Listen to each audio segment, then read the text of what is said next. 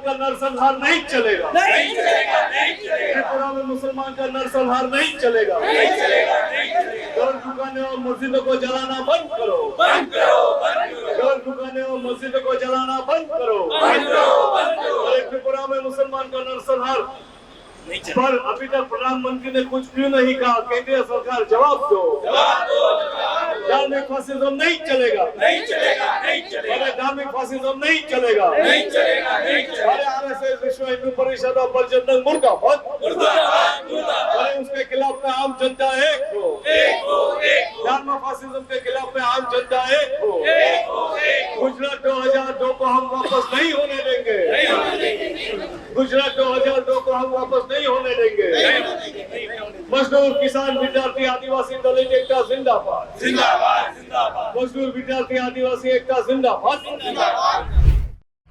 हम हिंदू और मुसलमान नहीं करना चाहिए। बहुत हमने सही लिए, आज भी हमारे कितने भाई अंदर है जो 92 के दंगे में, तो हम चाहते हैं कि यहाँ पर शांति और अमन होना चाहिए और हम शांति और अमन का पैगाम देना चाहिए। और ये जो दंगे हो रहे हैं तो सरकार से अपील करते हैं कि शायद इसके ऊपर रोक लगाया जाए और किधर भी हो रहे हो दंगे उसको पुलिस देखना चाहिए, वहाँ की जो पुलिस है उनकी नज़र उस पर होना चाहिए। सिर्फ मैं इतना अपील करती हूँ। Thank you. त्रिपुरा में जो हो रहा है, भारत के हर देश के कोने कोने से उसके लिए आवाज़ें उठना चाहिए। जो इंसानियत के लिए काम करते हैं, जो इंसानों के लिए काम करते हैं, भाईचारे के लिए काम करते हैं, उसलिए चाहे वो चर्च का स्टेशन हो या कोई भी कॉर्नर नुक्कड़ हो, हमें एकजुट होकर आवाज़ उठाना है। क्योंकि हमें भारत के संविधान पे भरोसा है कि जहाँ भी जुल्म हो वो इंसाफ करे, देर आए दुरुस्त आए, हमें इंसाफ जरूर मिलेगा और ये इंसानों की आवाज़ और प्रोटेस्ट हमारा सरकार तक जाएगा और हमें त्रिपुरा में भी बेजा जुल्म के खिलाफ इंसाफ के लिए आवाज़ उठाने का हक है। और हम ये गवर्नमेंट से मांग करेंगे कि जल्द से जल्द इंसाफ हो और सजावारों को सजा दी जाए। त्रिपुरा में जो हो रहा है इसके लिए आवाज़ उठाना इसके लिए ज़रूरी है, क्योंकि ईमान के 3 दर्जे हैं, ईमान की 3 सतह हैं।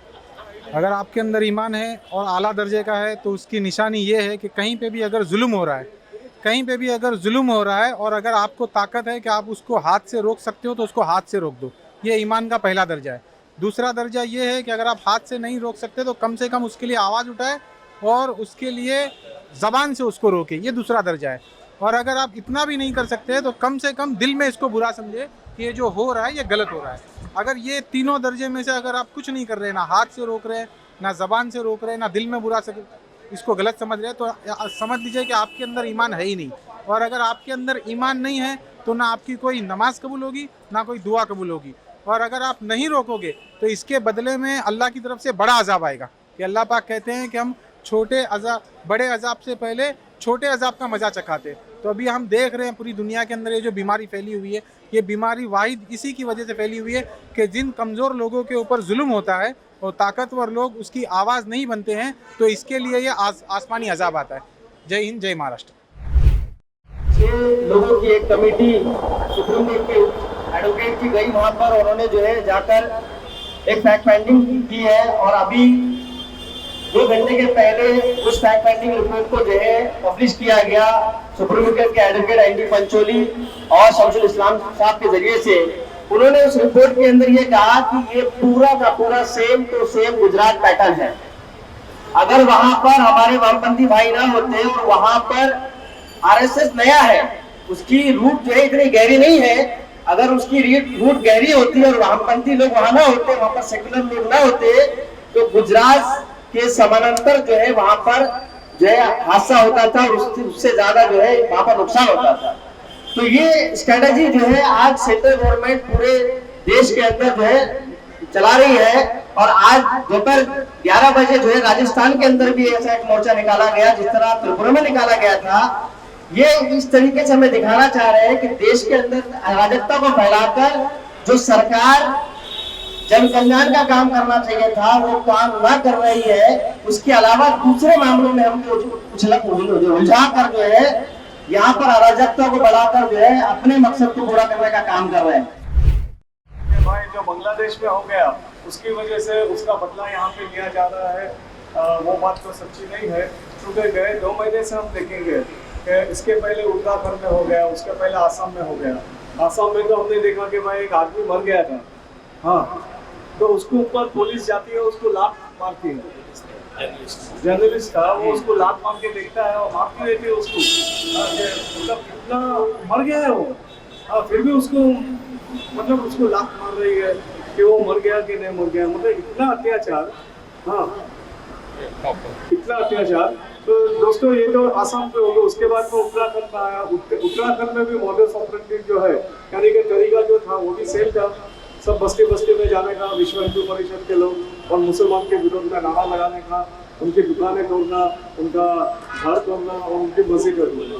ये तीन जो है आदमी को जो है मानसिकता और आर्थिक रूप से मतलब ताकतवर रखती है, वही चीज को आक्रमण करती है। ये तीन चीज अगर लोगों के हाथ से हट जाती है तो फिर क्या रहेगा उनके पास में?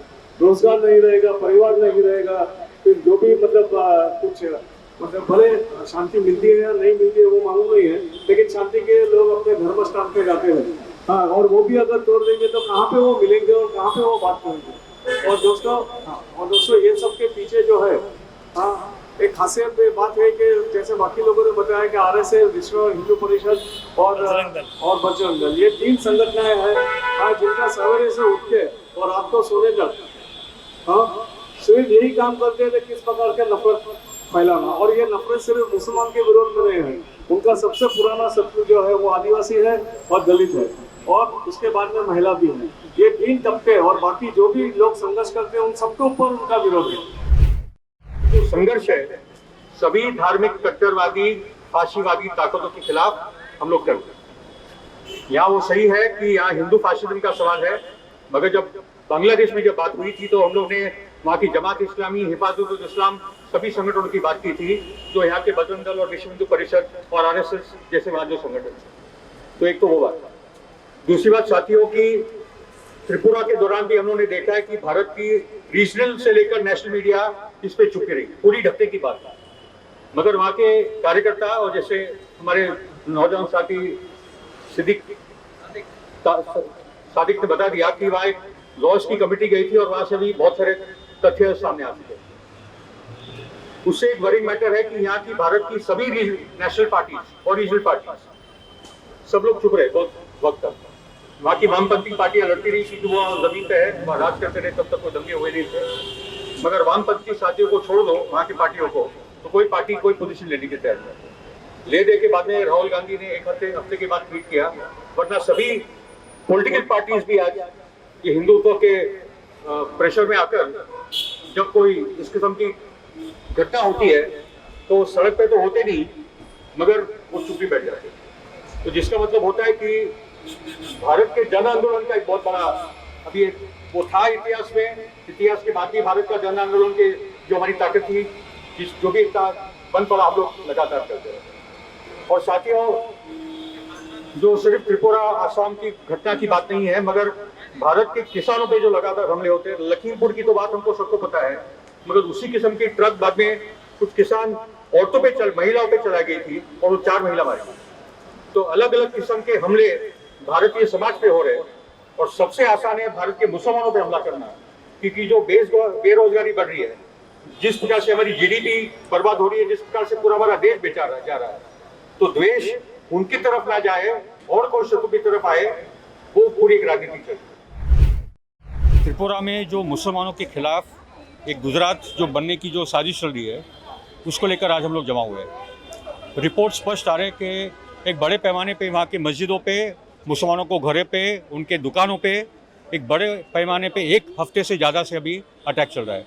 और वहाँ का विश्व हिंदू परिषद, वहाँ की RSS, वहाँ का बजरंग दल, क्योंकि वहाँ की जो BJP की सरकार है त्रिपुरा में, वो उन्हीं की सरकार है, केंद्र में भी वही सरकार है, तो एक गुजरात जैसा एक सिचुएशन बनते जा रहा है। इसमें इतना हुआ है कि अभी जो रिपोर्ट्स आने लगी वहाँ से, उसके माध्यम से अभी वो देश में एक प्रेशर बना है। वहाँ की जो हाईकोर्ट है त्रिपुरा की, खुद सुओ मोटो उन्होंने एक्शन लिया है कि ये जो हो रहा है वो गलत हो रहा है और उसमें सरकार को वहाँ रोकना होगा। मगर दिक्कत यूँ हुई कि वहाँ की BJP की सरकार, वहाँ के RSS के बजरंग दल वाले घटक, VHP विश्व हिंदू परिषद से लेकर वहाँ की पुलिस, वो सब ये पूरे नरसंहार में लगी है। और जो आवाज़ है पूरे देश में, दिल्ली में तो गूंज रही है, बम्बई में हम लोगों ने एक बहुत बड़ा प्रोटेस्ट करने की कोशिश की है, मगर ये दिख रहा है कि इनकी जो द्वेष की राजनीति वो और कट्टर होने जा रही है और क्रूर होने जा रही है। और बम्बई जैसे शहर में हम लोग को और महाराष्ट्र में एक बड़ा संदेशा भेजना होगा यहाँ की सांप्रदायिक कौमी एकता को लेकर, इसलिए हम लोग जमा हुए। और दूसरी बात कि चाहे जो भी धर्म की कट्टरवादी ताकत हो, चाहे वो हिंदुओं की हो, मुसलमानों की हो, जिसी की हुई हो, हम लोग सभी धार्मिक कट्टरवादी फाशीवादी ताकतों के आज डटकर खड़े हैं। और हमारी जो प्रोटेस्ट है और वो जो आंदोलन है वो चलता रहेगा, क्योंकि हम लोग भारत को जोड़ने के लिए आज सड़क पे आए हैं, भारत के संविधान को बचाने के लिए आए और भारत का लोकतंत्र और हमारा जो बाबा साहेब का संविधान उसको लेकर हम लोग आज यहाँ सड़क पे। बड़े अफसोस की बात है कि हमारे भारत के अंदर जो भारत शहीद भगत सिंह का है, जो भारत अशफाक उल्लाह खान का है, वो भारत के अंदर ये हालत चल रही है, जिन्होंने अपनी कुर्बानी देकर इस भारत को आजाद कराया। दोस्तों, मैं आपको बताते चलूं, कभी भी ऐसे शोर मचते हैं तो समझना इलेक्शन आ रहा है। अभी आप पिछली हिस्ट्री उठा के देखो, 96 उठा के देखो, 92 उठा के देखो, 2002 उठा के देखो, हर एक के पीछे लाख। मेरे भाइयों, आप ये पूरे भारत के लिए एक मैसेज दे रहा हूँ कि भाइयों, मैं एक मतलब गुजरात गया था, गुजरात में एक दोस्त से मुलाकात हुई, उसने और एक दोस्त से मुलाकात कराया। उसने कहा कि हम लोग 2002 के अंदर बहुत काम किए, ये किए, लेकिन आज मेरे घर में 2 रोटी नहीं है, मेरे बच्चे भूखे हैं। ये लोग आप लोगों को इस्तेमाल करते हैं और वक्त आने पर छोड़ देते हैं। प्रोटेस्ट बहुत ज़रूरी है और बड़ी तादाद में होना चाहिए, पूरे देश भर में होना चाहिए। नेसेसरी है लेकिन सफिशेंट नहीं है। ज़रूरी है लेकिन वो काफ़ी नहीं है, क्योंकि आज से और आगे इससे बदतर हालात होने वाले हैं। क्या हम सिर्फ प्रोटेस्ट ही करेंगे? और बॉम्बे में तो मैं कहूँगी फिरोज भाई की वजह से हम लोग सब साथ में आ रहे हैं, लेकिन अदरवाइज क्या हो रहा है? तो प्रोटेस्ट के आगे जाने की ज़रूरत है। मैं आपके सामने 3 मेरे सुझाव रखूँगी और मैं अपनी बात खत्म रखूँगी। सबसे पहला मेरा सजेशन ये होगा कि प्रोटेस्ट के साथ साथ हमें जो मुस्लिम समाज में जो दुराव आया है, जो दूरियाँ आई हैं, हम गेटोज में जा के रहने लगे हैं, एक दूसरे से हमारा कोई संपर्क नहीं है, तो ये संपर्क, पीपल टू पीपल कांटेक्ट बढ़ाना, ये हमारी जिम्मेदारी अभी होनी चाहिए। आम हिंदू, आम मुसलमान कैसे मिले एक दूसरे के साथ, जो एक दूसरे को लेकर जो गलतफहमियां हैं, जो जानबूझकर इतने दशकों से डाली गई है एक दूसरे के मन में, उसको हम कैसे काउंटर करें, कैसे हम लोगों के बीच में जाकर ये बात करें। मैं सुझाव दूंगी, हम लोग यहाँ पर कम से कम 50 लोग हैं, क्या हम रोज़ या हफ्ते में एक बार एक तरफ हिंदू मुस्लिम कम्युनिटी युवकों को साथ में ला सकते हैं क्या? कम से कम इतना तो हम करें, क्योंकि ये 90 साल की स्ट्रैटेजी का आज हम असर देख रहे हैं। हम अभी भी सोए हैं, हम अभी भी उसको काउंटर नहीं कर रहे हैं, सिर्फ प्रोटेस्ट मोड में हैं, लेकिन लोगों के बीच में लोगों की दूरियां दूर करने में हम इतना काम कर रहे हैं। थोड़ा अपने तरफ आत्मचिंतन की भी ज़रूरत है। त्रिपुरा में जो मुस्लिम समाज के साथ जो हो रहा है, और त्रिपुरा के अलावा भी हम देख रहे हैं कि देश भर में कई जगहों पर बहुत खुलेआम, बहुत ही ओपनली मुस्लिम युवकों पर, मुस्लिम समाज के ऊपर अटैक्स हो रहे हैं, और बिल्कुल कोई झिझक नहीं है, कोई अपने आप मतलब सरकार की एक पूरे ताउन के साथ ये काम हो रहा है। तो हम उसका निषेध करने के लिए यहाँ पर मिले हैं, और हम चाहते हैं कि सरकार इसकी दखल ले। भले वो सरकार ही ये काम कर रही है, लेकिन वो उसकी दखल ले। हम ये भी चाहते हैं कि जो हमारे हिंदू मुस्लिम समाज के बीच में जो दूरियां आई है, वो दूरियां भी कम हो, और वो जिम्मेदारी हमारी है, हमारे जैसे संगठनों की है, कि जो नफ़रत की जो बीज बोया गया है, उसको हम कैसे अपने काम से लोगों को बीच में जाकर, लोगों को साथ में लाकर, उसको कैसे नफ़रत को काउंटर हम कर सकें। जहाँ पर हमारी कुछ जिम्मेदारी बनती है, वहाँ पर सरकार की डबल टिबल जिम्मेदारी बनती है, सुप्रीम कोर्ट की जिम्मेदारी बनती है कि जो देश में इतने खुलेआम तरीके से मुस्लिम समाज पर जो अटैक हो रहे हैं, उसका निषेध हम कर रहे हैं, और सरकार को इसकी दखल लेनी है, कोर्ट को इसको दखल देना है।